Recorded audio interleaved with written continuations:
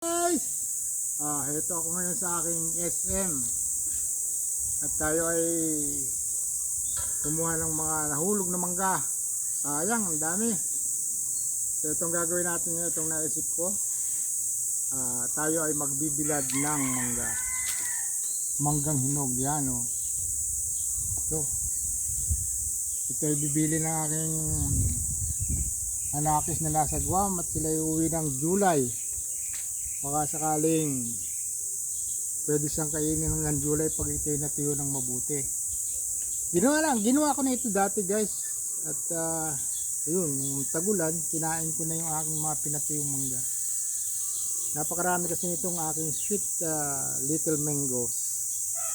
Nalalaglag lang ito para pakinabangan. Gagawin natin dried mangoes. Napakatamis nito guys. Kahit maliliit siya. Yan o. Yun o. See? Meron tayo isang bilaong patutuyong mangga. Yan. Tapos guys, itong ating buto at balat. Ito o. Yung mga balat saka yung buto. Bibigyan natin sa pato at manok. Ito ang kanilang mumukbangin ngayon. So ang gagawin natin dito guys, ilalagay natin doon sa gitna ng bukid para maghapon ang init. Pag natuyo ito maghapon, medyo maganda-ganda ang magiging itsura nito pagka na-dried na.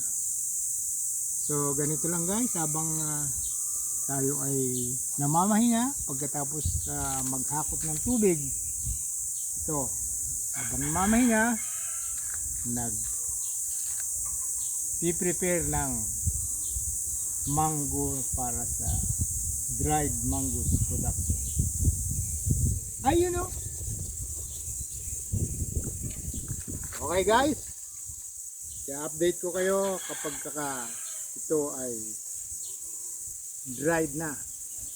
Papakita ko sa inyo, pwede nga ba talaga. Wala na ibang ingredients yan guys, basta inalis ko na lang yung flesh nya, inalis sa balat, tapos bibidad na natin. Marami nagsasabi nilalagyan daw ng sugar. Di tayo may diabetes, pag nilagyan mo ng sugar yan, dagdag sugar pa. So yan na lang, natural sugar pa. Okay guys, thank you for watching, update ko na lang kayo.